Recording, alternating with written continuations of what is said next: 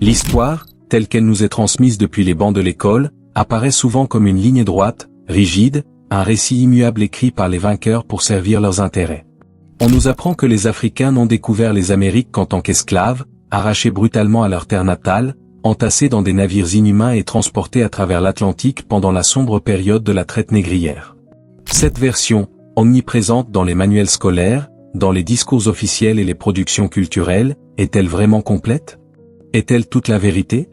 Et si je vous disais qu'il existe des preuves troublantes, disséminées dans les pierres anciennes, gravées dans les gènes humains, murmurées par des récits anciens, qui dessinent une autre histoire?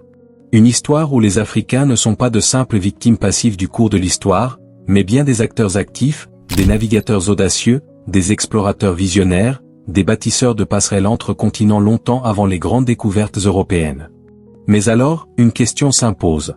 Les Africains ont-ils réellement posé le pied sur le continent américain bien avant que Christophe Colomb ne hisse ses voiles vers l'inconnu?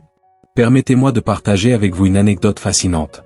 Au XIXe siècle, un explorateur américain du nom d'Augustus le Plongeon, au cours d'une expédition dans la péninsule du Yucatan, observe avec étonnement des motifs africains dans les ruines mayas.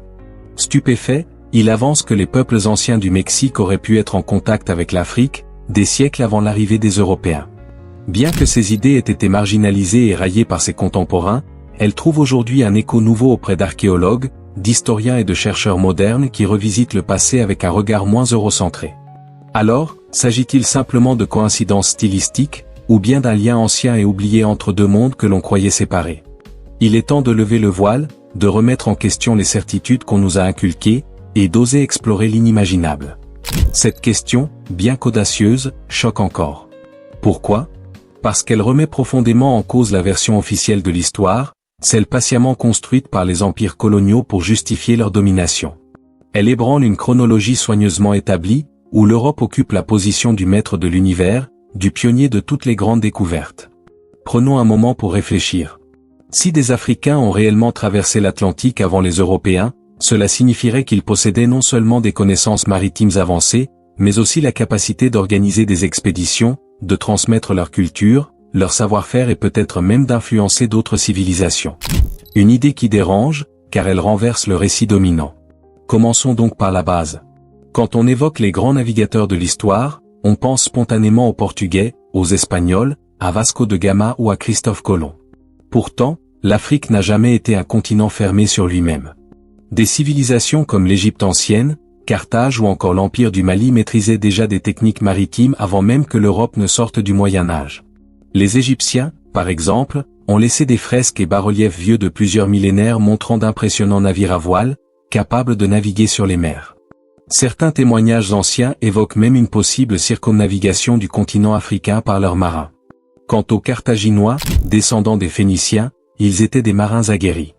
Des pièces de monnaie carthaginoises ont été retrouvées sur les côtes sud-américaines, bien loin de leur berceau d'origine. Peut-on vraiment parler de coïncidence? Ou s'agit-il de vestiges d'un voyage transatlantique oublié par l'histoire officielle? Le récit le plus captivant reste sans doute celui provenant de l'Afrique de l'Ouest, et plus précisément de l'Empire du Mali.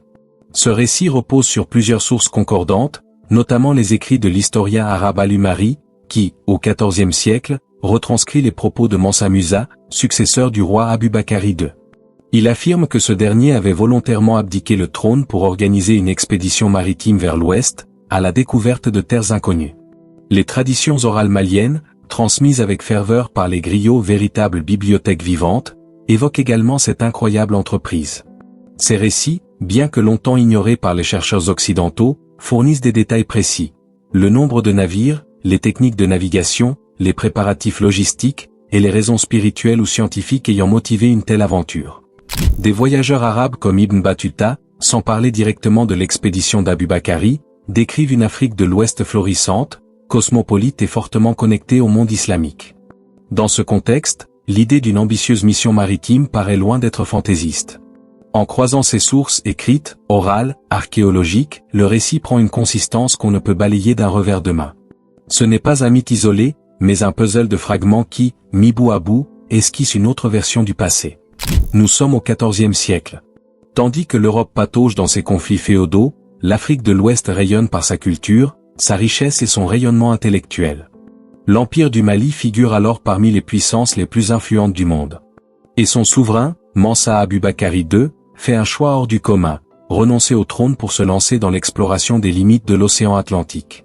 Selon les récits, il aurait mobilisé une flotte gigantesque de 2000 navires. Ce projet titanesque, digne des plus grandes explorations modernes, intrigue. Que cherchait-il réellement? Était-ce une quête de connaissance? Une mission de colonisation?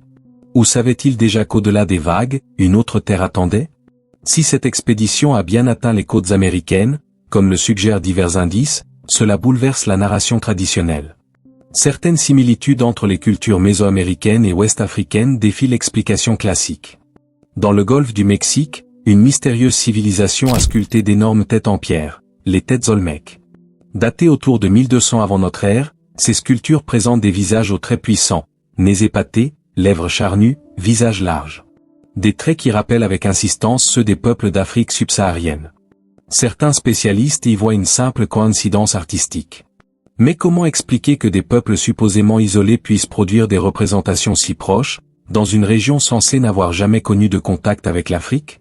Les Olmèques restent enveloppés de mystères. Leur origine, leur langue, leurs croyances sont encore sujets à débat. Et si, une partie de leur culture avait trouvé sa source de l'autre côté de l'océan? Mais ce n'est pas tout. Des chercheurs ont relevé des ressemblances frappantes entre certaines langues d'Afrique de l'Ouest et des idiomes autochtones d'Amérique du Sud. Des structures grammaticales, des racines communes, des sons rares s'entrelacent à travers les continents. Sur le plan génétique, des études menées récemment ont révélé la présence d'ADN ouest-africain dans des populations amérindiennes. L'étude du généticien Sergi Alves à Sao Paulo, par exemple, a mis au jour des haplogroupes mitochondriaux rares, associés à des populations africaines, datant d'une époque antérieure à la traite négrière. Des chercheurs comme le professeur Clyde Winters, bien qu'ayant suscité des controverses, défendent également l'idée que certains traits génétiques présents chez les autochtones d'Amérique ne peuvent pas s'expliquer uniquement par les migrations forcées liées à l'esclavage.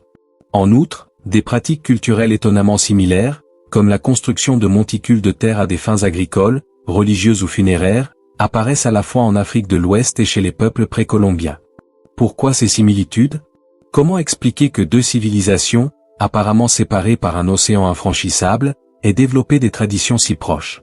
Alors la question devient plus pressante. Si ces faits sont vrais, pourquoi ne les apprend-on pas dans les livres d'histoire? Pourquoi ces éléments sont-ils absents du discours académique dominant? La réponse est dérangeante. Pendant des siècles, les puissances européennes ont imposé un récit façonné pour justifier leur suprématie. Dans cette vision du monde, l'Afrique devait apparaître comme un continent en retard, dépourvu d'initiatives, d'inventions ou de grandes figures historiques. Reconnaître que des Africains aient pu traverser l'Atlantique, influencer d'autres peuples, serait un choc pour ce récit bien huilé. Pourtant, les témoignages existent. Christophe Colomb, lors de son 4e voyage en 1503, rapporte que des indigènes de l'île de Guanaja lui ont parlé d'hommes noirs venus de l'Est. Ces hommes auraient apporté des pointes de lance faites d'un métal inconnu des Européens, le guanin, un alliage d'or, d'argent et de cuivre. Des objets similaires ont été retrouvés dans les Caraïbes et leur composition est comparable aux techniques métallurgiques ouest-africaines. Bartolomé de Las Casas, chroniqueur espagnol, évoque lui aussi la présence d'hommes noirs en Amérique avant l'arrivée des conquistadors. Dans son ouvrage Historia de las Indias, il note que ces contacts précoces étaient déjà intégrés dans la mémoire des indigènes. Pourquoi ces récits, pourtant consignés dans des documents d'époque, ont-ils été relégués dans l'oubli? Par simple scepticisme? Ou pour ne pas ébranler une hiérarchie mondiale fondée sur le mensonge? Faut-il réécrire l'histoire? Peut-être pas intégralement. Mais il est urgent de la compléter, d'y intégrer ces chapitres trop longtemps ignorés, ceux qu'on a volontairement mis sous silence. En mettant en lumière cette part occultée du passé, nous rendons justice à des civilisations entières. Les peuples africains ne doivent plus être perçus comme de simples figurants, mais comme des protagonistes majeurs de la grande épopée humaine. Et cette vérité n'est pas l'apanage des Africains. Elle appartient à tous, car mieux comprendre ces connexions anciennes, c'est mieux comprendre notre humanité commune. Et si, au fond, Christophe Colomb n'avait pas découvert un nouveau monde, mais simplement retrouvé un monde que d'autres connaissaient déjà depuis longtemps? La présence africaine en Amérique avant 1492 n'est plus une légende. C'est une hypothèse étayée par l'archéologie, la génétique, la linguistique, les témoignages historiques, l'art et les traditions orales. Dès lors, la vraie question n'est plus « est-ce possible ?» mais bien « pourquoi a-t-on tant fait pour que vous ne le sachiez jamais ?» Merci d'avoir regardé. N'oublie pas de t'abonner à l'œil du savoir. Ce n'est pas juste un clic, c'est un engagement. Car dévoiler la vérité, c'est notre tâche à tous. Et la lumière ne se propage que si chacun en porte une étincelle.